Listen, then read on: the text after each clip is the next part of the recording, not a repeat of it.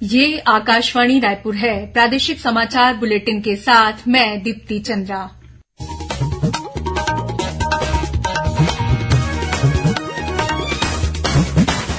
ED ने प्रदेश में कथित शराब घोटाले मामले में अनिल टुटेजा, अनवर ढेबर, अरुण पति त्रिपाठी सहित अन्य आरोपियों की करीब 122 करोड़ रुपए की अचल संपत्ति कुर्क की। चलबो गौठान खोलबो पोल अभियान के तहत प्रदेश भाजपा अध्यक्ष अरुण साव और पार्टी के अन्य नेताओं ने विभिन्न गौठानों का निरीक्षण कर अव्यवस्था का आरोप लगाया।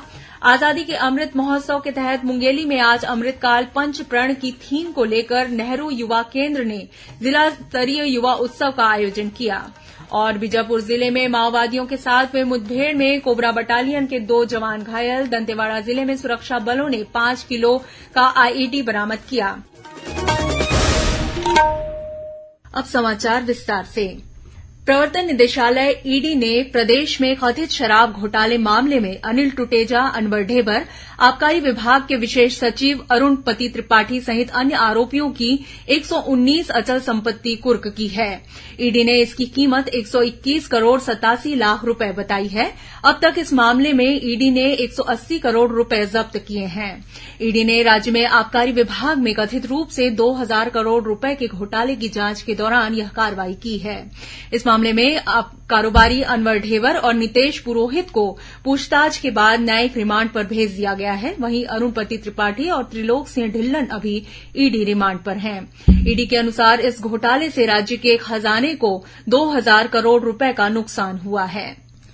मुख्यमंत्री भूपेश बघेल आज भेंट मुलाकात कार्यक्रम के तहत कोरबा जिले के रामपुर विधानसभा क्षेत्र के चिर्रा और कुदमुरा गांव पहुंचे।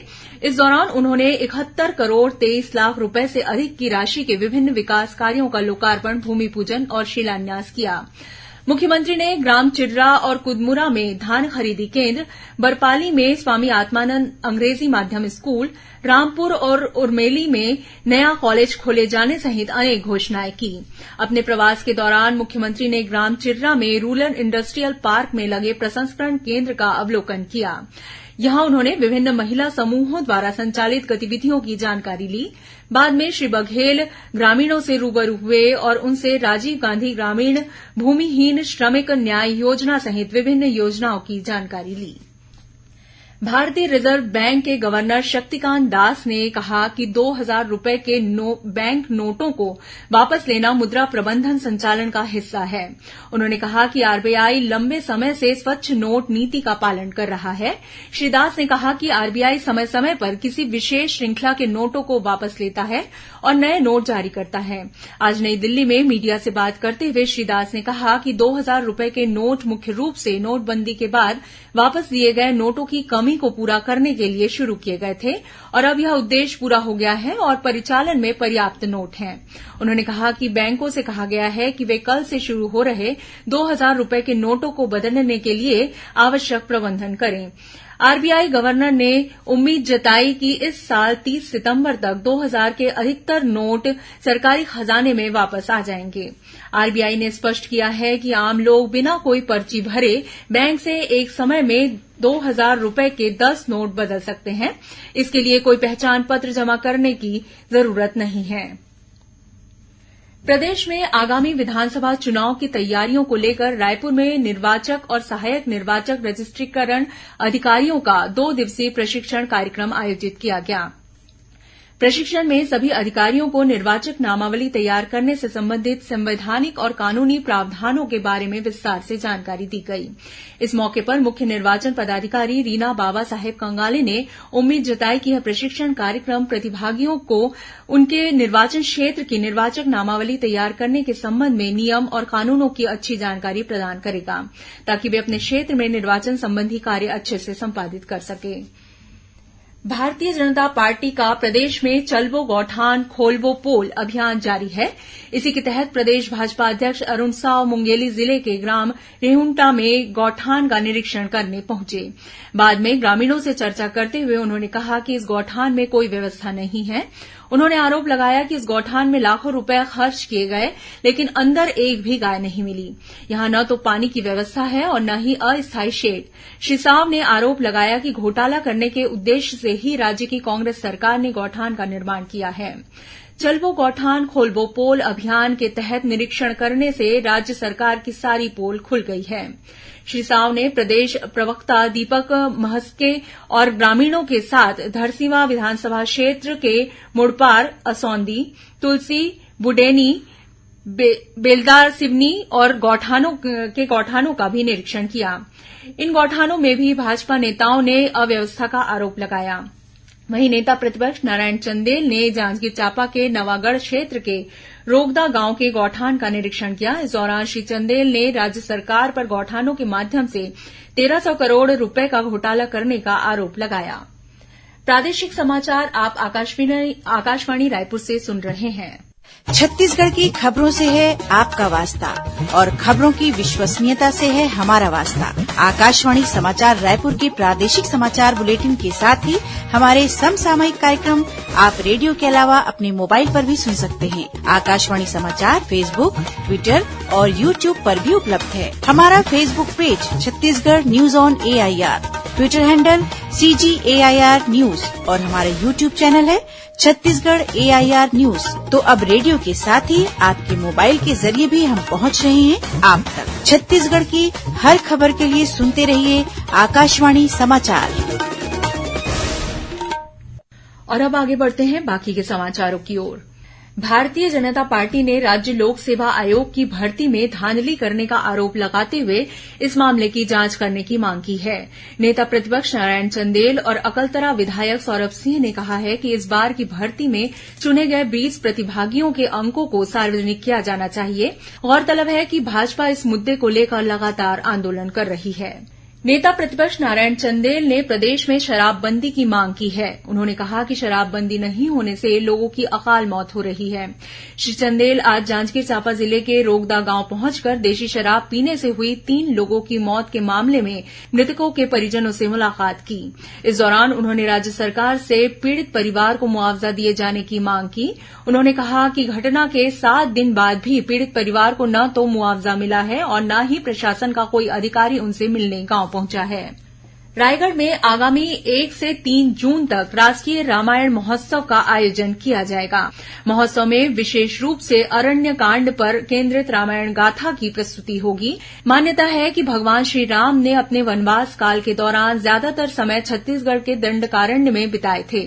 संस्कृति विभाग के अधिकारियों ने बताया कि रामलीला मैदान में होने वाले इस महोत्सव में मध्यप्रदेश, उत्तर प्रदेश, महाराष्ट्र, केरल, गोवा सहित 10 राज्यों के रामायण दलों के शामिल होने की उम्मीद है। वहीं विदेशी कलाकारों द्वारा विशेष रूप से रामायण कथा का मंचन किया जाएगा। महोत्सव के पहले दिन इंडियन आइडल फेम शम्मुख प्रिया और सारेगामा फेम शरद शर्मा शिरकत करेंगे।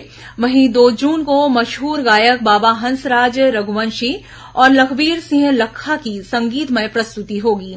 अंतिम दिन 3 जून को लोक गायिका मैथिली ठाकुर और देश के मशहूर कवि कुमार विश्वास अपना कार्यक्रम देंगे। आजादी के अमृत महोत्सव के तहत मुंगेली में आज अमृत काल पंच प्रण की थीम को लेकर जिला स्तरीय युवा उत्सव का आयोजन किया गया। इसमें प्रतिभागियों ने रंगोली, पेंटिंग, कविता, लेखन, भाषण, सामूहिक नृत्य जैसी विधाओं में अपनी शानदार प्रस्तुति दी। केंद्रीय खेल और युवा कार्यक्रम के सहयोग से बिलासपुर नेहरू युवा केंद्र द्वारा आयोजित इस उत्सव में सांसद अरुण साव मौजूद थे। बीजापुर जिले के गंगालूर थाना क्षेत्र में पुसनार के पास माओवादियों के साथ हुई मुठभेड़ में कोबरा बटालियन के 2 जवान घायल हो गए। घायल जवानों को इलाज के लिए जिला चिकित्सालय लाया गया है। वहीं दंतेवाड़ा जिले में सुरक्षा बलों ने 5 किलो का आईईडी बरामद किया है। इसे माओवादियों ने जवानों को नुकसान पहुंचाने के उद्देश्य से पल्ली बारसूर सड़क पर घोटिया चौक के पास लगा रखा था। बम निरोधक दस्ते ने इस आईईडी को मौके पर ही निष्क्रिय कर दिया। इस बीच सुरक्षा बलों ने छत्तीसगढ़ में बड़े माओवादी हमले की साजिश को नाकाम करते हुए सुकमा जिले में छत्तीसगढ़ और तेलंगाना की सीमा पर भारी मात्रा में विस्फोटक सामान बरामद किया है। यह विस्फोटक तेलंगाना से छत्तीसगढ़ की ओर लाया जा रहा था। तेलंगाना के कोत्तागुड़म के पुलिस अधीक्षक डॉक्टर विनीत ने बताया कि तेलंगाना पुलिस और सीआरपीएफ की संयुक्त कार्यवाही में 10 मिलिशिया सदस्य और माओवादी समर्थकों को भी गिरफ्तार किया गया है। इसमें बीजापुर जिले के माओवादी भी शामिल हैं। धमतरी जिले के नगरी थाना क्षेत्र में आज दो मोटरसाइकिलों के बीच हुई टक्कर में 3 युवकों की मौत हो गई। नगरी पुलिस से मिली जानकारी के अनुसार ग्राम घोट गांव के गौठान के पास यह हादसा उस वक्त हुआ जब सेमरा से आ रहे मोटरसाइकिल सवार 2 लोग विपरीत दिशा से आ रही एक अन्य मोटरसाइकिल सवार से टकरा गए। इस हादसे में 2 लोगों की मौके पर ही मौत हो गई, जबकि एक अन्य घायल युवक ने अस्पताल ले जाते समय रास्ते में ही दम तोड़ दिया। राजनांदगांव सांसद संतोष पांडे ने छुरिया ब्लॉक के भंडारपुर में नवनिर्मित सामुदायिक भवन का लोकार्पण किया। वहीं ग्रामीणों की मांग पर सांसद ने गांव में यात्री प्रतीक्षालय के निर्माण के लिए भूमि पूजन भी किया। इस मौके पर उन्होंने कहा कि केंद्र की मोदी सरकार देश में लगातार विकास को आगे बढ़ाने का काम कर रही है। और अब कुछ समाचार संक्षेप में। प्रदेश में अगले 24 घंटों के दौरान 1-2 स्थानों पर गरज चमक के साथ आकाशीय बिजली गिरने और ओलावृष्टि होने की संभावना है। मौसम विभाग ने 1-2 स्थानों पर हल्की वर्षा होने की भी संभावना व्यक्त की है। राज्य महिला आयोग द्वारा आगामी 25 और 26 मई को जांजगीर में महिलाओं से संबंधित प्रकरणों की सुनवाई की जाएगी। छत्तीसगढ़ राज्य हज कमेटी द्वारा राजनांदगांव में हज यात्रियों का 1 दिवसीय हज प्रशिक्षण कार्यक्रम आयोजित किया गया।